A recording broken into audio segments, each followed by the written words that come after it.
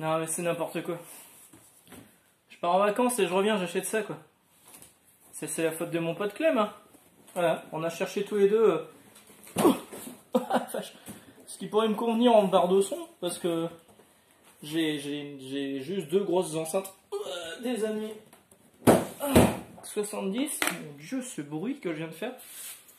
Et voilà. Je reviens, je me dis tiens, on l'a trouvé là-bas pas trop cher, en cherchant un peu.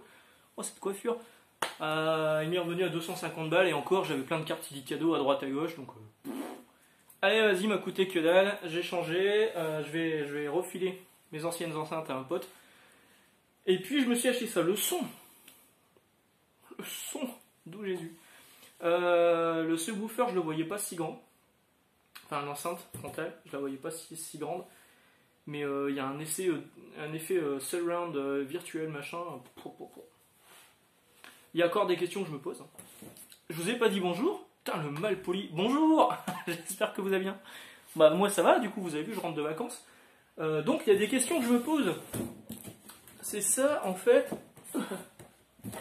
Voilà. Comme un vrai youtubeur, je montre ce que j'achète, c'est n'importe quoi. Je me demande sur le... En fait là je l'ai branché en optique, avec un câble optique entre ma télé et entre l'enceinte principale. Maintenant la question que je me pose, la barre de son. La question que je me pose c'est, vu qu'il y a une entrée HDMI, une sortie HDMI, normalement on peut brancher un appareil pour brancher la télé, pour avoir le contrôle de la barre de son avec la télécommande de la télé.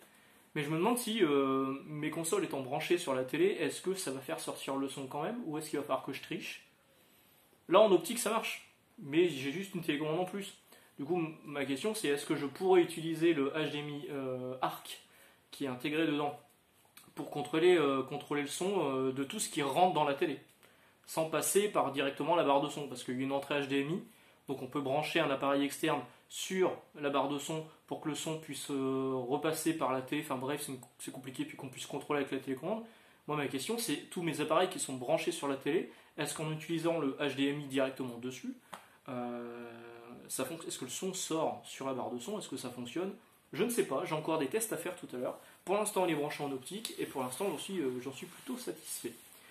Bon, je ne vais pas vous parler de ma barre de son ni de n'importe quoi pendant toute cette vidéo. Je l'ai mis haut la caméra, non, je l'ai mis haute. Voilà. Je reviens, c'est le bordel ici. Le bordel. Non, c'est pas vrai. Je reviens, il n'y avait plus rien. En fait, quand je suis parti, il y avait plein de comics sur la table. Margot a tout rangé. Je ne sais pas où. Mais tout est rangé, tout est clean, tout est propre. On voit que j'étais pas là pendant plusieurs jours. Alors, donc j'étais en vacances à Nantes, chez mes amis, enfin dans la Vendée, hein, ils sont au niveau de la Vendée, pas très loin de Nantes. Il y a quand même 1 heure de train entre chez eux et entre Nantes et l'endroit où ils habitent. Mais voilà, je suis revenu là il y a quelques jours. Ça m'a fait vraiment du bien de partir, ça m'a fait vraiment du bien de couper, ne serait-ce que les réseaux sociaux, les machins, tout ça, ne pas suivre l'actualité. C'est vrai que quand je vais au travail, j'écoute la radio et j'écoute les infos et tout. Là, être coupé de ça, ça m'a fait du bien. Ça m'a fait du bien. Puis on avait une piscine. Donc regarde, il a fait beau toute la semaine. Hein. Sur la météo, il disait qu'il allait pleuvoir, il a fait beau toute la semaine, donc nickel. Nickel. Et je suis revenu, j'avais quelques trucs qui m'attendaient, du coup, à la fois au boulot, des trucs que j'avais commandés et donc je suis allé chercher alors que je ne travaille toujours pas. Enfin, je suis en vacances encore pendant 2 semaines. Non, au moment où vous verrez cette vidéo, il me restera qu'une semaine. Et j'ai reçu quelques trucs à droite, à gauche. J'ai notamment reçu ceci. Ça, c'est un cadeau. Alors, je vous avais présenté le Dragon Ball, le manga Dragon Ball inédit, Dragon Ball Super, la résurrection de Freezer. Vous avez été nombreux à me demander comment on se le procurait. Donc, du coup, je vous avais donné le lien de la personne. Il a eu tellement de demandes, il m'a dit je vais te faire un cadeau. Je suis obligé de te faire un cadeau. Bon, j'ai rien demandé, hein. Donc il m'a envoyé la Dust Jacket dans sa nouvelle édition, son nouveau papier, qui est de meilleure qualité que... C'était le seul reproche que j'avais sur le truc d'avant, c'était que le papier était un peu bizarre sur la couverture. Là du coup il m'a envoyé la réimpression de cette jaquette dans son nouveau papier. Et il m'a envoyé ça, alors Episode of Bardock, c'est court, hein. C'est du 70 pages je crois, c'est pas très grand, ouais, c'est ça, 70 pages.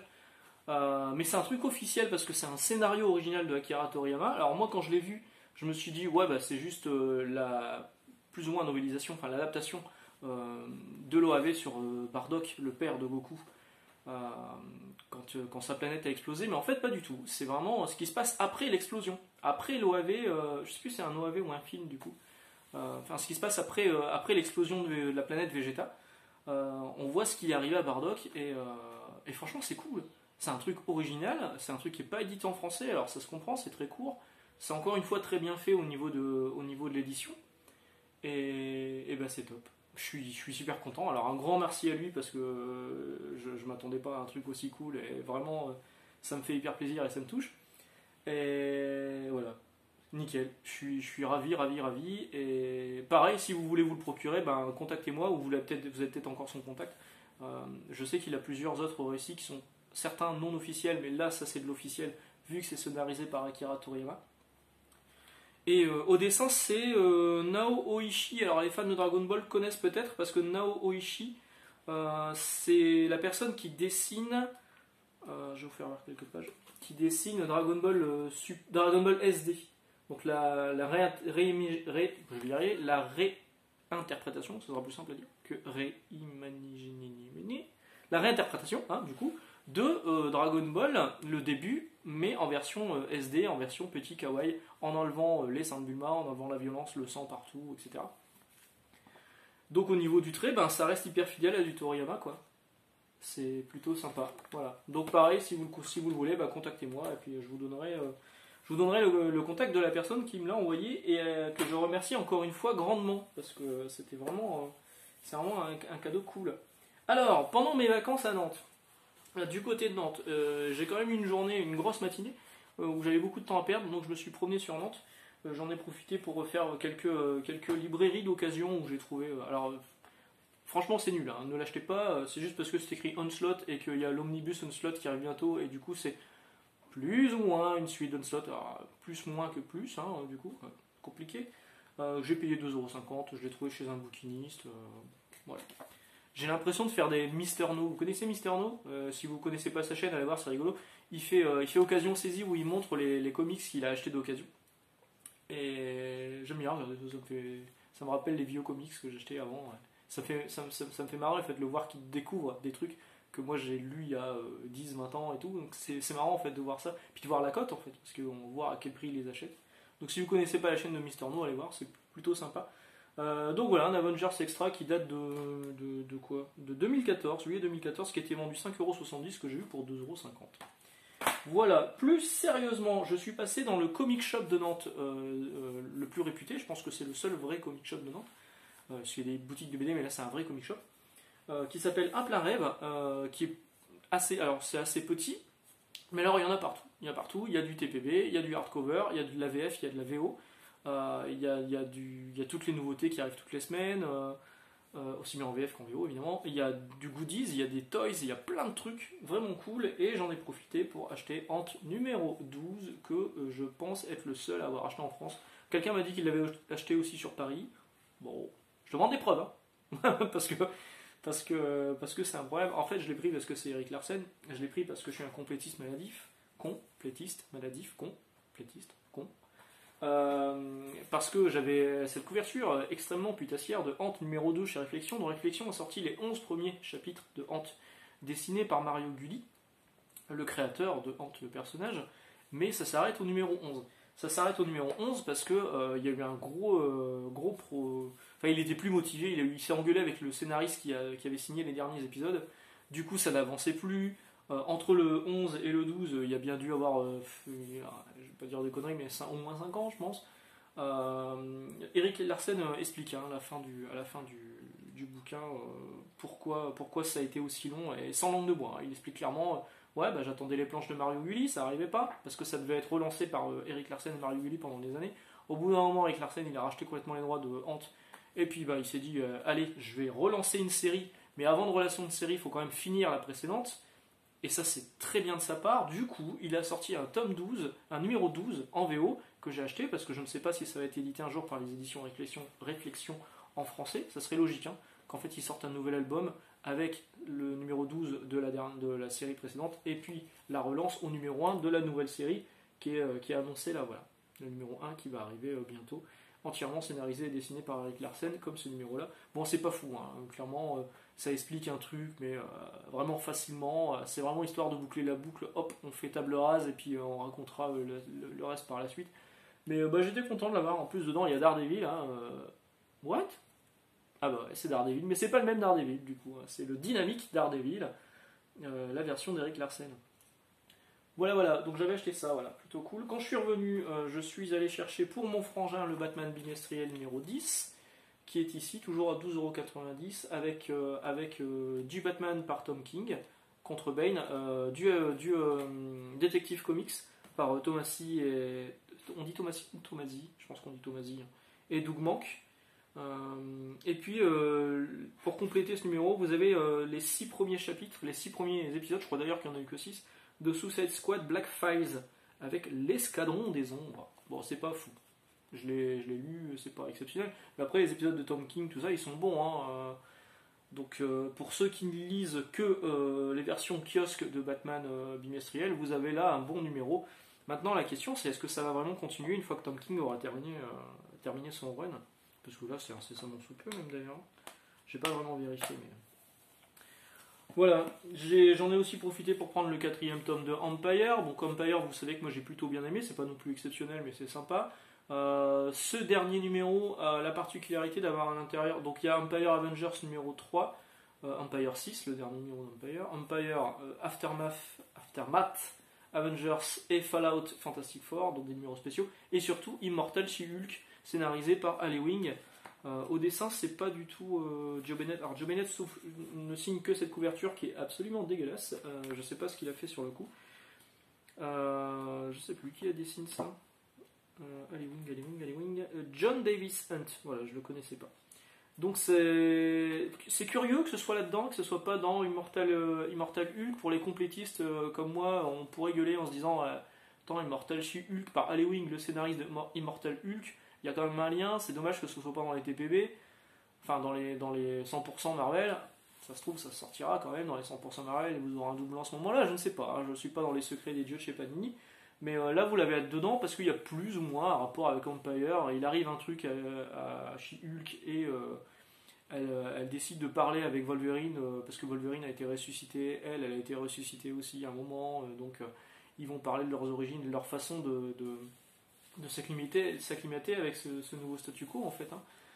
Et bon, c'est un épisode sympa, c'est pas non plus indispensable, en tout cas pas de là à mettre 16 balles juste pour lire cet épisode.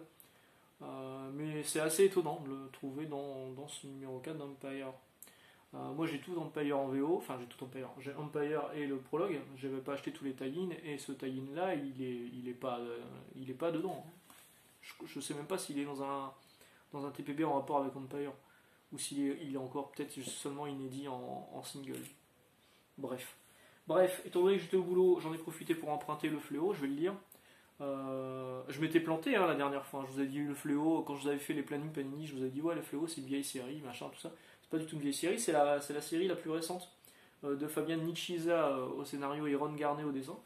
Je vais la lire. Si c'est bien, peut-être que j'en ferai une vidéo, je sais pas encore. En tout cas les planches sont vraiment belles. Voilà. Je sais pas trop quoi en penser. Bon, évidemment, si je dois craquer, je le prendrai pas en VF parce que ça coûte quand même 18 balles. Le bazar, je crois que c'est 18. Il y a 5 épisodes, ça doit être 18. Ou 17, avec un peu de chance. Mais ça reste trop cher. Et en VO, il doit être beaucoup moins cher. Tiens, d'ailleurs, en VO, j'ai reçu ça. Voilà. Superman, Year One. Alors ça, par contre, je vais en faire une vidéo. Parce que les gens qui crient à corps et à cris, mon Dieu, cet homme est fatigué, que John Romita Jr. est mauvais, faut lire celui-ci hein, pour se rendre compte qu'en fait il en a encore sous la semelle, on a envie de dire. Parce qu'il y a vraiment des planches qui sont magnifiques. Oui, je cherche après une planche magnifique. Et alors, quel est le problème? J'ai pas dit qu'il y en avait beaucoup. Non, il y a vraiment des planches qui sont cool. J'ai vraiment trouvé le trait vraiment très bon. Maintenant, je sais que Urban Comics ne compte pas le publier en français. Voilà. Pourquoi, je ne sais pas. Ils m'ont juste répondu, lis-le, tu verras. Je vais le lire, et puis je verrai. Voilà. Et je vous en ferai une vidéo pour vous en parler, du coup. Parce que ça m'intrigue, et puis moi je le voulais. Hein. Là, il coûte 30$, c'est un hardcover. Il coûte 30$ et il m'est revenu à 20€ sur Books ETC. Tiens, d'ailleurs, je vais faire une aparté sur Books ETC. Attention, à partir du 1er juillet, donc c'est là le mercredi, jeudi, bientôt. vous allez vous prendre 20% de taxes.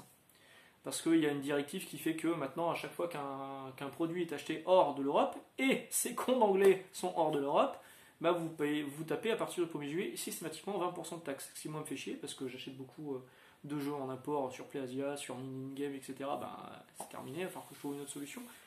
Et puis, ou alors me dire, bah, tant pis, je vais me faire enfler de 20% pour rien. Tout ça, c'est pour concurrencer, évidemment, AliExpress, ce genre de trucs. Mais qui est puni au final, c'est encore une fois le consommateur. Hein. Le consommateur. Voilà. Une dernière chose que je voulais vous montrer. J'ai reçu le Lock and Key Ciel et Terre, je ne l'ai pas encore lu, il faut que je le lise. Alors ça a l'air d'être très très court, hein. C'est 3 récits courts. À la fin, il y a un roman photo de Johnny et Gabriel Rodriguez.